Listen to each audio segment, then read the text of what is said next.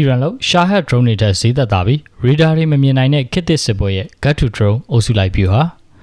ပြည်ပရှိနျူကလ িয়ার လက်နက်များအားလုံးရုပ်သိမ်းရန်ကုလသမဂ္ဂညီလာခံမှာတရုတ်နိုင်ငံတောင်းဆိုအမေရိကန်ကိုတုံ့ပြန်ဖို့ဘေကျင်းမှာရှီကျင်းဖြစ်တဲ့ပူတင်တို့ရဲ့ဒုတိယအကြိမ်ထိပ်သီးတွေ့ဆုံပွဲဒီမိုကရက်တစ်ကွန်ဂိုမှာအီဗိုလာရောဂါဖြင့်သေဆုံးသူ80အထိရှိလာ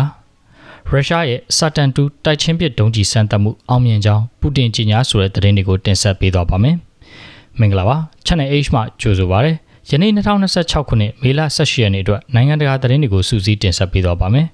ပထမဆုံးသတင်းတစ်ပုဒ်အနေနဲ့ Iran လို့ Shahed drone ထက်ဈေးသက်သာပြီး radar တွေမမြင်နိုင်တဲ့ခေတ်သစ်စစ်ပွဲရဲ့ Gat-to drone အုပ်စုလိုက်ဗျူဟာဆိုတဲ့သတင်းကိုတင်ဆက်ပေးတော့မှာပါဂျပန်နိုင်ငံကာကွယ်ရေးဝန်ကြီးဌာနဟာ Gat-to ဖာအမှားစားတွေနဲ့အဓိကတိစောက်ထားတဲ့စမ်းသစ်တဲ့စစ်ဖက် drone တွေကိုစတင်အသုံးပြုနေပြီဖြစ်ပါတယ်ဒီ drone တွေရဲ့အဓိကအားသာချက်ကတော့ကုန်ကျစရိတ်အလွန်သက်သာခြင်းနဲ့အချိန်တိုအတွင်းအများပြားထုတ်လုပ်နိုင်ခြင်းတို့ပဲဖြစ်ပါတယ်drone တစ်စီးရဲ့တန်ဖိုးဟာ American dollar 2000ကနေ2500ဝန်းကျင်သာရှိတာကြောင့်ကမ္ဘာကျော် Iran ထုတ် Shahed drone တွေထက်အဆမတန်ဈေးသက်သာသွားပြီးအရင်ကကုန်ကျစရိတ်ကြီးမှလို့မထုတ်လုပ်နိုင်ခဲ့တဲ့ drone အုပ်စုလိုက်ဗျူဟာမြောက်အသုံးပြုမှုတွေကိုကောင်းကောင်းလှုပ်ဆောင်လာနိုင်မှာပါလက်ရှိမှာဂျပန်ပင်လယ်ရေကြောင်းကိုပိုင်ကာကွယ်ရေးတပ်ဖွဲ့ကစတင်အသုံးပြုနေပြီဖြစ်ပြီးတဲဆောင်ရလွယ်ကူသလိုခောက်ထားရာကနေမိနစ်ပိုင်းအတွင်းအလွယ်တကူတက်ဆင်ပြတ်တန်းနိုင်တယ်လို့လည်းဆိုပါတယ်စွမ်းဆောင်ရည်ပိုင်းမှာလည်းဒီ Gat-to drone တွေဟာတနအီ62မိုင်နှုန်းအထိပြန်တန်းနိုင်ပြီးမိနစ်80ကြာအောင်လေထဲမှာစက်တိုက်ပြန်တန်းနိုင်စွမ်းရှိပါတယ်တကယ်ဗျူဟာမြောက်အားသာချက်ကတော့တာမန် Gat-to စက်ကူကိုတုံးထားတာကြောင့်အစင်းမြင့်စက်ယုံကြီးတွေမလို့ပဲတာမန်ပုံစံဖြတ်ဆက်ရှိတဲ့ဘယ်စက်ယုံမှမဆိုအလွယ်တကူအများအပြားထုတ်လုပ်နိုင်ခြင်းပဲဖြစ်ပါတယ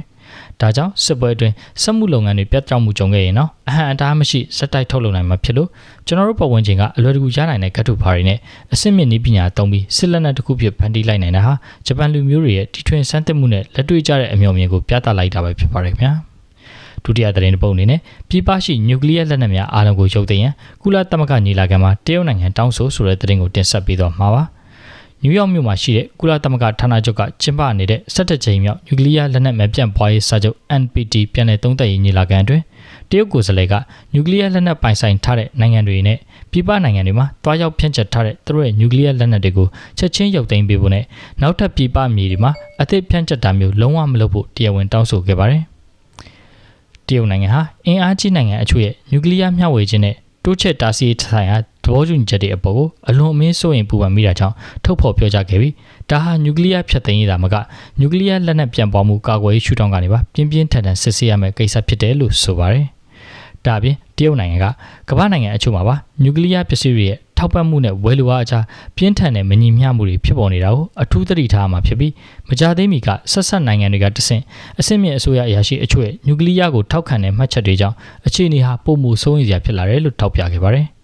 ်ဒါကြောင့်စာချုပ်ချိုးဖောက်မှုတွေကိုကာကွယ်ဖို့အတွက်နိုင်ငံတကာအမှုမြူစွမ်းအင်အေဂျင်စီ IAEA အနေနဲ့ကြီးကြပ်မှုတွေကိုပုံမအားကောင်းအောင်လှုပ်ဆောင်သင့်တယ်လို့သက်ဆိုင်ရာနိုင်ငံတွေအပေါ်စောင့်ကြည့်တဲ့အစီအစဉ်တွေကိုအချိန်နဲ့တပြေးညီချိန်ညှိဖို့နဲ့စာချုပ်မလိုက်နာတာတွေကိုတားဆီးနိုင်မယ်အန်ရီကျူတင်သတိပေးရန်တွေထူထောင်သွားရမယ်လို့တရုတ်ကိုယ်စားလှယ်ကတိုက်တွန်းပြောကြားခဲ့ပါတယ်ခင်ဗျာတတိယသတင်းတစ်ပုဒ်အနေနဲ့အမေရိကန်ကိုတုံ့ပြန်ဖို့ဘေကျင်းမှာရှီကျင်းဖင်နဲ့ပူတင်တို့ရဲ့ဒုတိယအကြိမ်ထိပ်သီးဆွေးနွေးပဲဆိုတဲ့သတင်းကိုတင်ဆက်ပေးသွားမှာပါရုရှားသမ္မတဗလာဒီမာပူတင်ဟာမေ19ရက်နေ့ကနေ20ရက်နေ့အထိတရုတ်နိုင်ငံစီတွားရောက်လည်ပတ်ပြီးတရုတ်သမ္မတရှီကျင်းဖင်နဲ့တွေ့ဆုံဆွေးနွေးမှာဖြစ်ကြောင်းရုရှားသမ္မတနန်ဒေါကရင်မလင်ကမေ16ရက်နေ့မှာအတည်ပြုကြေညာလိုက်ပါတယ်။ဒါအပြင်တရုတ်နိုင်ငံသားရဲ့ဝန်ကြီးဌာနကလည်းလူမှုကွန်ရက် X ကနေတဆင့်ဒီခီးစဉ်ကိုအတည်ပြုထားပါတယ်။ဒီခီးစဉ်ဟာအမေရိကန်သမ္မတဒေါ်နယ်ထရန့်ဘေဂျင်းမြို့တော်ကိုလာရောက်ပြီးရှီကျင်းဖင်နဲ့တွေ့ဆုံသွားခဲ့တဲ့အပြီးတပတ်အကြာမှာကက်လျက်ပေါ်ပေါက်လာတာဖြစ်လို့အထူးပဲဗျူဟာမြောက်လို့နေပါတယ်။ဒါဟာနှစ်နိုင်ငံခေါင်းဆောင်တွေအနေနဲ့တစ်နှစ်အတွင်းဒုတိယအကြိမ်မြောက်ထိပ်သီးတွေ့ဆုံပွဲကိုကျင်းပတာလည်းဖြစ်ပါတယ်။ကရင်မလင်ရဲ့ထုတ်ပြန်ချက်အရပူတင်နဲ့ရှီကျင်းဖင်တို့ဟာနှစ်နိုင်ငံမဟာမိတ်ဆက်ဆံရေးကိုပုံမမြင့်တင်ဆွေးနွေးသွားမှာဖြစ်တယ်လို့အဓိကကျတဲ့နိုင်ငံတကာနဲ့ဒေသဆိုင်ရာကိစ္စရပ်တွေအပေါ်အမြင်ချင်းဖလှယ်သွားမယ်လို့လည်းသိရပါတယ်။အထူးသဖြင့်ကမ္ဘာအရေးအကြီးဆုံးရေနံထုတ်လုပ်သူရုရှားနဲ့ရုပ်ကျွင်းလောင်စာတွေကိုအများဆုံးဝယ်ယူနေတဲ့တရုတ်နိုင်ငံတို့အကြားစီးပွားရေးနဲ့စွမ်းရည်ပူးပေါင်းဆောင်ရွက်မှုတွေဟာအဓိကအချက်အခြာဖြစ်လာအောင်ပါပါ။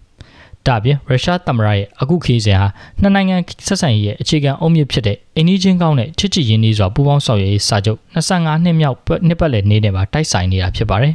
။ အမေရိကန်ဂျပန်မဟာမိတ်အဖွဲ့ရဲ့ဖိအားပေးမှုကိုရုရှားတရုတ်ဝင်ယူရန်နိုင်ငံတွေကဘယ်လိုတုံ့ပြန်မလဲဆိုတာကမ္ဘာနိုင်ငံရေးစုတွင်ခုံပေါ်မှာတကယ့်ကိုစိတ်ဝင်စားစောင့်ကြည့်ရမယ့်အခြေအနေပဲဖြစ်ပါတယ်။နောက်ထပ်သတင်းတစ်ပုဒ်နဲ့ဒီမိုကရက်တစ်ကွန်ဂိုမှာ Ebola ရောဂါဖြင့်သေဆုံးသူ80အထိရှိလားဆိုတဲ့သတင်းကိုတင်ဆက်ပေးသွားမှာပါကွန်ဂိုဒီမိုကရက်တစ်သမ္မတနိုင်ငံအရှေ့ပိုင်းအီတူရီပြည်နယ်မှာအလွန်ဆိုးဝါးတဲ့ Bundibugyo Ebola virus မျိုးကွဲကူးစက်မှုအသစ်တွေကိုထပ်မံတွေ့ရှိခဲ့ပြီးတဲ့နောက်လက်ရှိအချိန်ထိရောဂါကူးစက်ခံရသူ246ဦးနဲ့သေဆုံးသူအယောက်80အထိရှိလာပြီဖြစ်ကြောင်းနိုင်ငံရဲ့ကျန်းမာရေးဝန်ကြီးကမေ16ရက်နေ့မှာတရားဝင်ထုတ်ပြန်ပြောကြားလိုက်ပါတယ်အခုကူးစက်နေတဲ့ Bundibugyo မျိုးကွဲဟာလက်ရှိအချိန်ထိတရားဝင်အတည်ပြုထားတဲ့ကာကွယ်ဆေးလုံးဝမရှိသေးတာကြောင့်ဒေသတွင်းကျန်းမာရေးအာဏာပိုင်တွေအကြားစိုးရိမ်ပူပန်မှုတွေအလွန်မြင့်တက်နေတာပါပိုပြီးစိုးရိမ်ရတာကတော့ယောဂါပိုးတွေ့ရှိတဲ့မျိုးတွေဟာယူဂန်ဒါနိုင်ငံနယ်စပ်နဲ့အလွန်နီးကပ်နေပြီးဒေသခံတွေရဲ့မကြာခဏရွှေ့ပြောင်းနေထိုင်မှုတွေကြောင့်နယ်စပ်ဖြတ်ကျော်အိမ်နီးချင်းနိုင်ငံတွေစီပါကူးစက်ပြန့်ပွားသွားနိုင်တဲ့အန္တရာယ်အလွန်ကြီးမားနေပါတယ်ဒီကပ်ရောဂါဟာကွန်ဂိုနိုင်ငံရဲ့18ကြိမ်မြောက် Ebola ရောဂါပြန့်ပွားမှုဖြစ်ပြီးကျန်းမာရေးဝန်ကြီးဌာနရဲ့ပြောကြားချက်အရမေ9ရက်နေ့မှာလူမှုမီဒီယာသတိပေးချက်တွေကတဆင့်ရောဂါပိုးကိုစတင်တန်ရာရှိခဲ့ကဓာတ်ခွဲခန်းစမ်းသပ်ချက်တွေအပြီးမေ10ရက်နေ့မှာတော့ Bundibugyo မျိုးကွဲဖြစ်ကြောင်းအတည်ပြုနိုင်ခဲ့တာဖြစ်ပါတယ်ကွန်ဂိုအရှေ့ပိုင်းဟာလက်နက်ကိုင်အကြမ်းဖက်မှုတွေအိုးမဲ့အိမ်မဲ့ဖြစ်မှုတွေနဲ့ဆေးဘက်ဆိုင်ရာအခြေခံအဆောက်အအုံအလွန်အားနေတာကြောင့်ယောဂပိုးရှိသူတွေကိုလိုက်လံရှာဖွေကုသဖို့အလွန်အမင်းရုန်းကန်နေရပါတယ်ကွန်ဂိုနိုင်ငံဟာ2018ခုနှစ်ကနေ2020အတွင်းမှာလည်းကမ္ဘာသေဆုံးမှုအများဆုံး Ebola ရောဂါကွေးကိုဆိုးဆိုးရွားရွားကြုံတွေ့ခဲ့ရမှုကြောင့်အခုတစ်ချိန်ကာကွယ်ဆေးမရှိသေးတဲ့ virus မျိုးကွဲသစ်ကူးစက်မှုကိုအချိန်မီထိန်းချုပ်နိုင်ပါမလားဆိုတာကိုတကမ္ဘာလုံးကစောင့်ကြည့်နေကြပါခင်ဗျာနောက်ဆုံးသတင်းတစ်ပုဒ်အနေနဲ့ရုရှားရဲ့စာတန်2တိုက်ချင်းပစ်ဒုံးကျည်စမ်းသပ်မှုအောင်မြင်ကြောင်းပူတင်ကြီးညာဆိုတဲ့သတင်းကိုတင်ဆက်ပေးသွားပါမယ်။ရုရှားသမ္မတဗလာဒီမာပူတင်ဟာကမ္ဘာပေါ်မှာအင်အားအကြီးဆုံးဆိုတဲ့အဝေးပစ်နိုင်စွမ်းရှိတယ်လို့ဆိုလိုတဲ့တိုက်ချင်းပစ်ဒုံးကျည် ICBM ကိုအောင်မြင်စွာစမ်းသပ်ပစ်လွှတ်နိုင်ခဲ့ကြောင်း2026ခုနှစ်မေလ12ရက်နေ့မှာတရားဝင်ကြီးညာလိုက်ပါတယ်။ဒီစမ်းသပ်မှုကိုရုရှားနိုင်ငံအနောက်ပိုင်းကအာကာသစခန်းကနေပြုလုပ်ခဲ့တာလည်းဖြစ်ပါတယ်ခင်ဗျာ။ NATO အဖွဲ့ကစာတန်2လို့အမည်ပေးထားတဲ့ဒီလက်နက်ဟာပတ်လန်းတစ်ပိုင်းပြန်တန်းခြင်းစနစ်ကိုအသုံးပြုထားလို့ပြစ်ခတ်မှုအကွာအဝေးကီလိုမီတာ3500ထိရောက်ရှိနိုင်စွမ်းရှိတယ်လို့ပူတင်ကဆိုပါတယ်။ဒါကြောင့်ရန်သူလေကြောင်းရန်ကာကွယ်ရေးစနစ်တွေမျှော်လင့်မထားတဲ့ဥပမာတောင်ဘက်ဝင်ရိုးစွန်းကိုပတ်ပြီးဘယ်လမ်းကြောင်းကနေမဆိုဝင်ရောက်စီးနင်းနိုင်စွမ်းရှိတာပါ။နည်းပညာပိုင်းမှာလည်းကြီးမားတဲ့နျူကလ িয়ার ထိပ်ဖူးအများပြားတင်ဆောင်နိုင်အောင်မကပဲအတန်ထက်28ဆပိုမြန်တဲ့ကိရိယာတွေကိုပါတပ်ဆင်နိုင်တာကြောင့်အမေရိကန်နဲ့ဥရောပလက်ရှိဒုံခွင်းထုံးစနစ်တွေနဲ့လုံးဝတားဆီးဖို့မဖြစ်နိုင်ဘူးလို့ရုရှားဘက်ကကြုံမှာထားပါတယ်။ဒါပေမဲ့နိုင်ငံတကာစီးရေးလေလာသုံးသပ်သူတွေကတော့ရုရှားရဲ့ကီလိုမီတာ3500ဆိုတဲ့ကြေညာချက်ပေါ်တန်ရာရှိနေကြပါတယ်။အကြောင်းကတော့ရုရှားဟာစစ်လက်နက်စွမ်းရည်ချက်ကားပြောဆိုလေးရှိပြီးဒီဒုံးကျည်စနစ်ဟာအရင်ကအကြိမ်ကြိမ်ကြာရှုံးခဲ့ဘူးလို့ပါ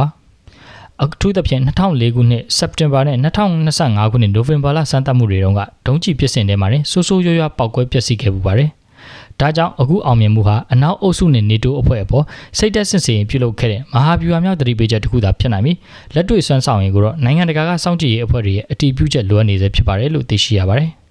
ဒါကတော့ဒီကနေ့အတွက်ရရှိထားတဲ့နိုင်ငံတကာသတင်းတွေကိုစူးစီးတင်ဆက်ပေးကြရတာဖြစ်ပါတယ်။နောက်နေ့ဒီမှာလည်းသတင်းအသစ်တွေကိုထပ်မံတင်ဆက်ပေးဦးမှာမို့စောင့်မျှော်အားပေးကြည့်ရှုကြပါအောင်ခင်ဗျာ။ကျေးဇူးတင်ပါတယ်။